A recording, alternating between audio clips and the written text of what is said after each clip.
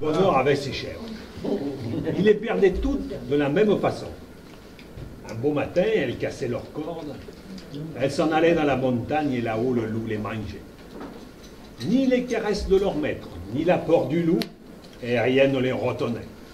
C'était paraît-il des chèvres indépendantes, voulant à tout prix le grand air et la liberté. Ce brave monsieur Seguin, qui ne comprenait rien au caractère de ces bêtes, était consterné. Il disait, c'est fini. Les chèvres, elles s'ennuient chez moi. Je n'en garderai pas une. Cependant, il ne se découragea pas. Et après avoir perdu 6 chèvres de la même manière, il en acheta une 7e. Seulement, cette fois-ci, il eut pris bien soin de la prendre toute jeune pour qu'elle s'habituât mieux à demeurer chez lui. Ah, qu'elle était jolie, la petite chèvre de monsieur Seguin.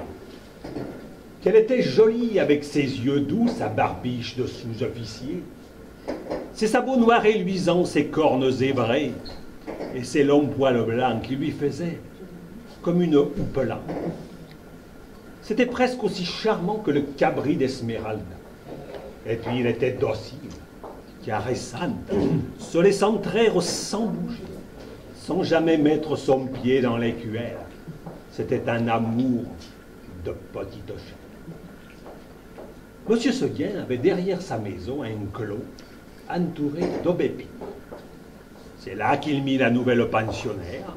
Il l'attacha à un pieu au plus bel endroit du pré, en ayant pris bien soin de lui laisser beaucoup de cordes.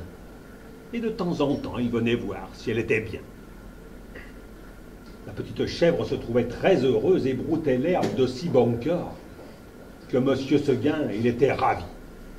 Et enfin, pensa le pauvre homme, en voilà une qui ne s'ennuiera pas chez moi. Monsieur Seguin se trompait. Sa chèvre s'ennuya. Un jour, elle se dit en regardant la montagne, comme cela doit être bien là-haut. Quel plaisir de gambader dans la bruyère, sans cette maudite longe qui vous écorche le cou. C'est bon pour l'âne ou pour le bœuf de brouter dans un clos les chèvres. Il leur faut du large. À partir de ce moment, l'herbe du clos lui parut fade. L'ennui lui vint, elle maigrit, son lait se fit rare. C'était pitié de l'avoir tiré tout le jour sur sa longe. La tête tournée du côté de la montagne, la narine ouverte en faisant « Meh !» tristement. Monsieur Seguin s'apercevait bien que sa chèvre avait quelque chose, mais il ne savait pas ce que c'était. Un matin, comme il achevait de la traire, la chèvre, elle se retourna et lui dit dans son patois, « Tiens, écoutez, monsieur Seguin, je me languis chez vous. Laissez-moi aller dans la montagne. » « Ah, mon Dieu, elle aussi !» s'écria monsieur Seguin stupéfait. « C'est du coup. » Il lui... Ah, je sais plus. Du coup. Alors, Le souffleur. Sur une phrase, c'est pas bon. Et du coup, il mit son pied dans les cheveux. Puis, s'asseyant dans l'herbe à côté de sa chèvre, « Comment, Blanquette, tu veux me quitter ?»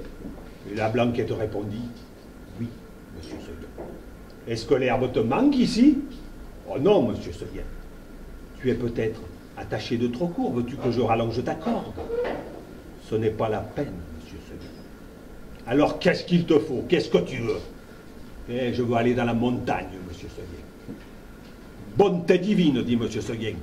Mais qu'est-ce qu'on leur fait donc à mes chèvres? Encore une que le loup va me manger? Eh bien non, je te sauverai malgré toi, coquine. Et de peur que tu ne rompes ta corde, je vais t'enfermer dans l'étable et tu y resteras toujours. » Là-dessus, monsieur Seguin, il emporta la chèvre dans une étable toute noire, dont il ferma la porte à double tour. Et malheureusement, il avait oublié la porte. Et à peine eut-il le dos tourné, que la petite s'en alla. Quand la petite chèvre blanche, elle arriva dans la montagne, ce fut un ravissement général. Jamais les vieux sapins n'avaient rien vu d'aussi joli. On l'a reçue comme une petite reine. Les châtaigniers, ils se baissaient jusqu'à terre pour la caresser du bout de leurs branches. Les genêts d'or, ils s'ouvraient sur son passage et ils sentaient bon, tant qu'ils pouvaient. Toute la montagne m'y fit fête. Ah, vous pensiez si notre chèvre, elle était heureuse, plus de cornes, plus de pieux, rien qui ne l'empêcha de gambader, de brouter à sa guise. Ah, c'était là qu'il y en avait de l'herbe et jusque par-dessus les cornes. Et quelle herbe! Savoureuse, fine, dentelée, faite de 1000 plantes. Ah, c'était bien autre chose que le gazon du clos et les fleurs. Il y avait des grandes campanules bleues, des digitales de pourpre à longs calices, toute une forêt de fleurs sauvages débordant de suc. Capiteux. La petite chèvre blanche, à moitié saoule, elle se vautrait là-dedans, les jambes en l'air, et elle roulait le long des talus pêle-mêle avec les feuilles tombées et les châtaignes. Puis tout à coup, elle se redressait d'un bond sur ses pattes. Hop! La voilà partie, la tête en avant, à travers les maquis et les buissières. Tantôt sur un pic, tantôt au fond d'un ravin là-haut, en bas, partout. On aurait dit qu'il y avait 10 chèvres de M. Seguin dans la montagne. C'est qu'elle n'avait peur de rien, la Blanquette. Elle franchissait d'un saut de grands torrents qui l'éclaboussaient au passage de poussière humide et d'écume. Alors, toute ruisselante, elle allait s'étendre sur quelques roches plates et elle se faisait sécher par le soleil. Une fois, s'arrêtant au bord d'un plateau, une fleur de cyclis aux dents, elle aperçut en bas, mais tout en bas dans la plaine, la maison de M. Seguin, avec le clos derrière. Cela la fit rire aux larmes. T'es que c'est petit, dit-elle. Comment ai-je pu tenir là-dedans? Eh, pauvrette, de se voir si haut perché, elle se croyait presque aussi grande que le monde. Et en somme, ce fut une bonne journée pour la chèvre de M. Seguin. Vers le milieu du jour, en courant de droite et de gauche, elle tomba sur une troupe de chamois en train de croquer une lambrousse qui avait le dent. Notre petite coureuse, en robe blanche, fit sensation. On lui donna la meilleure place à la lambrusque et tous ces messieurs furent très galants. Il paraît même qu'un jeune chamois au pelage noir eut la bonne fortune de plaire à Blanquette. Les deux amoureux s'égarèrent parmi le bois 1 heure ou 2, et si vous voulez savoir ce qu'ils dirent, allez donc le demander aux sources bavardes qui courent invisibles dans la mousse. Tout à coup, le vent fraîchit, la montagne devint violette, c'était le soir. Déjà, dit la petite chèvre, et elle s'arrêta, fort étonnée. En bas, les champs étaient noyés de brume, le clos de M. Seguin y disparaissait dans le brouillard, et de la maisonnette, on ne voyait plus que le toit, avec un peu de fumée. Elle écouta les clochettes d'un troupeau qu'on ramena, et se sentit l'âme toute triste. Un gerfaut qui passait la frôla de ses ailes en passant. Elle tressaillit. Puis ce fut un hurlement dans la montagne. Ouh! Elle pensa au loup. De toute la journée, la folle, elle n'y avait pas pensé. Au même moment, une trompe sonna bien loin dans la vallée, et c'était ce brave M. Seguin qui tentait un dernier effort. Ouh! Ouh! Faisait le loup. Reviens! Reviens! Criait la troupe. Blanquette eut l'envie de revenir. Mais en se rappelant le pieu, la corde, la haie du clos, elle pensait que maintenant, elle ne pouvait plus se faire à cette vie, et qu'il valait mieux rester. La trompe ne sonnait plus. La petite chèvre entendit derrière elle un bruit de feuilles. Elle se retourna et elle vit dans l'ombre 2 oreilles courtes, toutes droites, avec 2 yeux qui reluisaient.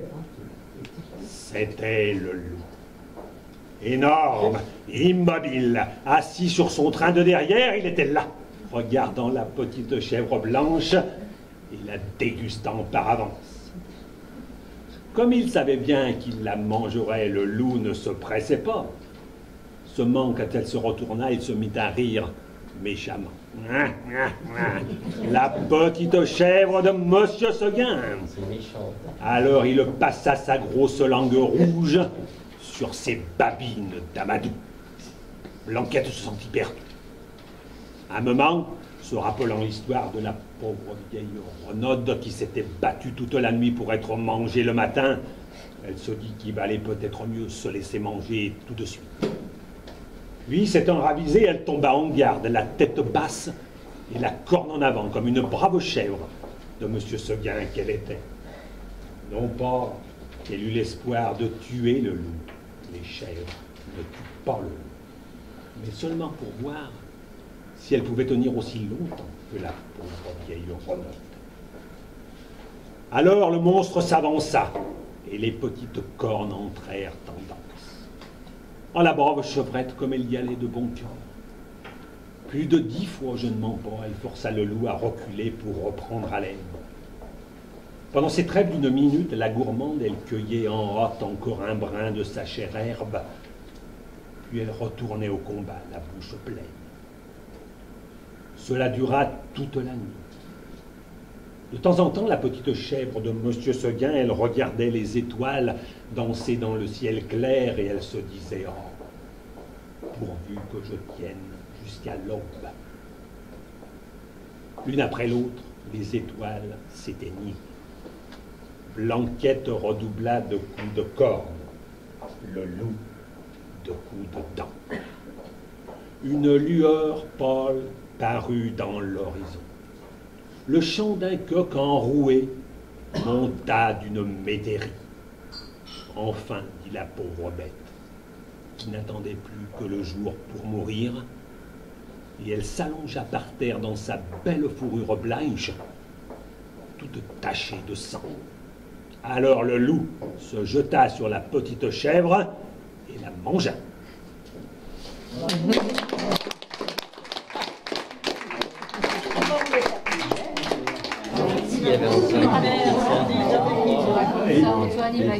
Ce qu'il faudrait, c'est qu'un jour vous ameniez tous vos petits-enfants. Ah ouais, ça serait quelque chose.